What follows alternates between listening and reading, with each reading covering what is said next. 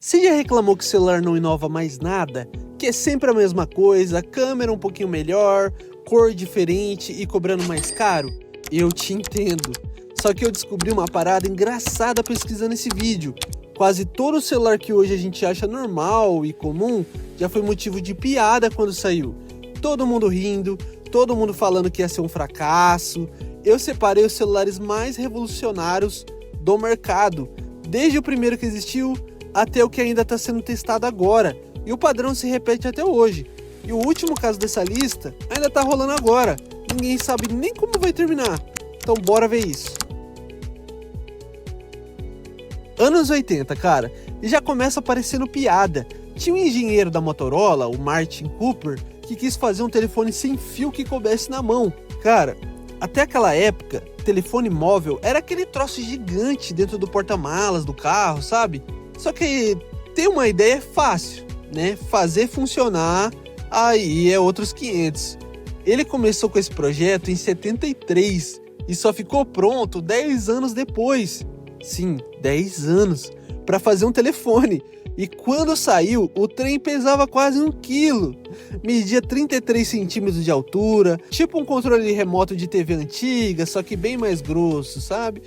E o preço? Quase $4.000. Cara, isso em 1983 são quase $11.000 hoje. $11.000 num celular que só ligava. Não tinha tela, era só um displayzinho mostrando o número que você tava discando, sabe?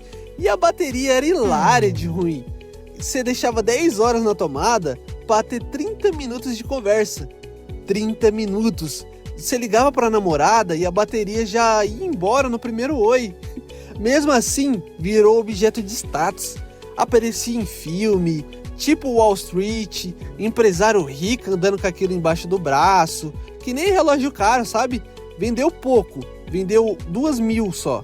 Só que não importa quantos vendeu, ele provou pela primeira vez que dava para tirar o telefone da parede e levar na mão. Sem ele, nada dessa lista existiria.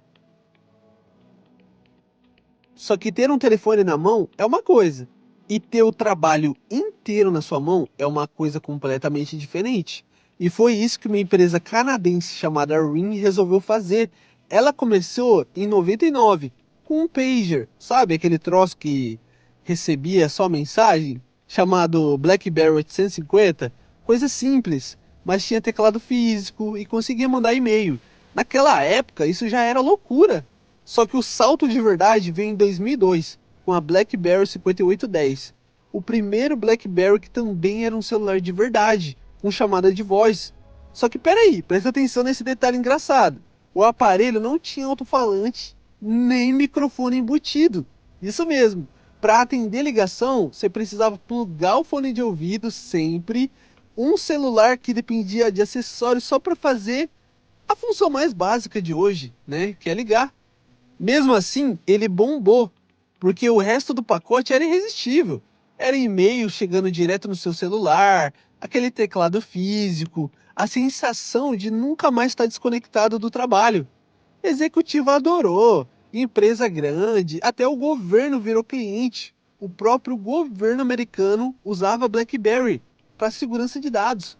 No auge, entre 2009 e 2010, a BlackBerry chegou a representar 20% de todos os smartphones vendidos no mundo, um em cada 5.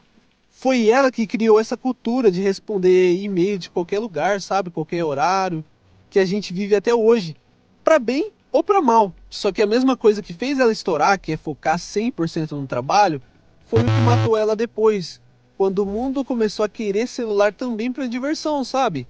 Câmera boa, joguinho, internet de verdade. A BlackBerry demorou demais para reagir, cara. E quando ela percebeu, o estrago já estava feito. O conceito de celular corporativo nasceu ali. Agora sai o executivo de terno com BlackBerry e entra outro personagem completamente diferente, o adolescente. Até 1999, praticamente todo celular tinha uma coisa em comum. Sabe aquele bracinho de antena saindo para fora, compridinho, balançando, quebrando fácil? Parecia rádio de brinquedo. Aí a Nokia lança o 3210 e faz uma coisa que hoje parece coisa boba. Esconde a antena dentro do aparelho. Cara, e acredite ou não, teve gente dentro da própria Nokia que era contra essa ideia. Achava que o sinal ia piorar, que não ia funcionar, que era arriscado demais. Cara, só que funcionou, né? Hoje em dia você não vê ninguém aí andando com o celular com aquela anteninha pra fora. O celular ficou muito mais bonito, muito mais moderno, mais limpo, mas a Nokia não parou aí não. Ela percebeu uma coisa que quase ninguém tinha percebido ainda. Celular não precisava ser só ferramenta de trabalho, podia ser diversão também. E foi aí que apareceu um dos jogos mais famosos da história, o Snake e a Cobrinha. Aquele que provavelmente fez metade da humanidade perder aula, reunião, produtividade e tinha mais. As capinhas coloridas, personalização, design mais amigável. Pela primeira vez o celular começou a parecer algo feito para pessoas normais, sabe, do seu dia a dia, não só para empresário, não só para executivo, não só para gente rica, sabe? O resultado foi absurdo. Mais de 160 milhões de unidades vendidas, um dos celulares mais vendidos da história. Foi ele que ajudou a Nokia a ultrapassar a Motorola, tá? E virar a maior fabricante de celulares do planeta. Sem câmera, sem internet, sem tela colorida, sem aplicativo. Só mostra como às vezes uma ideia simples muda tudo. E antes de continuar, deixa eu te falar uma coisa. A gente está chegando nos 3.000 inscritos. Então, se você gosta desse tipo de conteúdo, se inscreve no canal, de verdade. Cada inscrição ajuda muita gente. Obrigado, tá? De coração. E bora continuar. Beleza, até aqui a gente tem o celular que nasceu, o celular que colocou o trabalho no bolso e o celular que popularizou tudo, né? Mas ainda faltava uma coisa, um aparelho que tentasse fazer tudo ao mesmo tempo. E foi exatamente isso que a Nokia tentou fazer em 2007, com um celular chamado Nokia N95. E muita gente mais nova nem faz ideia do que esse aparelho representou, porque olhando hoje, ele parece só mais um celular antigo, né? Mas naquela época, rapaz, naquela época era praticamente uma nave espacial. Olha a lista de recursos desse negócio. GPS integrado, numa época que muita gente imprimia mapa antes de viajar. Wi-Fi, internet completa. Câmera de 5 megapixels com uma das melhores lentes de câmeras do mundo daquela época, tá? Gravava vídeo, trocava música, tinha multitarefas, tinha câmera frontal e até chamada de vídeo. Isso em 2007, quando muita gente ainda estava descobrindo o MSN. E a própria Nokia chamava ele de computador de bolso. E pela primeira vez isso fazia sentido, porque o aparelho realmente fazia de tudo, ou pelo menos tentava, né? O sucesso foi enorme, milhões de unidades vendidas e muita gente acreditava que aquele era o futuro dos smartphones. Só tinha um detalhe pequeno, na verdade vários, né? O preço era absurdo, a bateria sofria e o sistema operacional já começava a mostrar sinais de cansaço, principalmente quando comparado com o que estava prestes a aparecer. E o mais louco, o Nokia N95 chegou ao mercado poucos meses antes de um lançamento que mudaria tudo. Um lançamento que muita gente achou que seria um fracasso. E foi aí que a história dos celulares mudou de direção para sempre. E é exatamente nesse momento, com a Nokia no topo do mundo, que aparece um cara que resume boa parte da história da tecnologia. Steve Jobs, 9 de janeiro de 2007. Ele sobe no palco e fala uma frase que virou história. Hoje a Apple vai reinventar o telefone. E muita gente riu, sério. Hoje parece impossível imaginar isso. Mas teve executivo, teve especialista, teve fabricante, todo mundo dizendo que aquilo não tinha futuro. Porque pensa comigo, o iPhone original não tinha teclado físico. Numa época em que celular bom era justamente o que tinha teclado. BlackBerry tinha teclado, Nokia tinha, Motorola tinha, todo mundo tinha teclado. A Apple chega e fala, vamos tirar tudo. Parecia loucura. E antes de alguém ficar bravo nos comentários, falando, não, cara, não foi a Apple que inventou o touchscreen. Ela também não inventou o smartphone, mas ela fez uma coisa que mudou tudo. Ela pegou tecnologias que já existiam e mostrou uma forma muito melhor de usar elas. Você tocava na tela, arrastava, dava zoom com todos os dedos e funcionava. Sem caneta, sem dezenas de botões, sem complicação. O aparelho chegou nas lojas em junho de 2007 e mesmo custando caro, né, como sempre, Apple vendeu muito. A meta da Apple era conquistar 1% só do mercado mundial. Parecia ousado, só que eles conseguiram. E aí aconteceu a verdadeira bomba. Em 2008 veio a Apple Store. E aí o celular deixou de ser só um celular e virou uma plataforma. Qualquer desenvolvedor podia criar aplicativo, qualquer empresa podia criar serviços, qualquer ideia podia virar um app. E a partir daí, a indústria inteira mudou de direção. A Nokia tentou reagir, a BlackBerry tentou reagir, a Motorola também. Todo mundo tentou, mas o mercado já tinha escolhido um novo caminho. E até hoje, quando você pega qualquer celular moderno, tem um pedacinho daquela decisão ali dentro, sabe?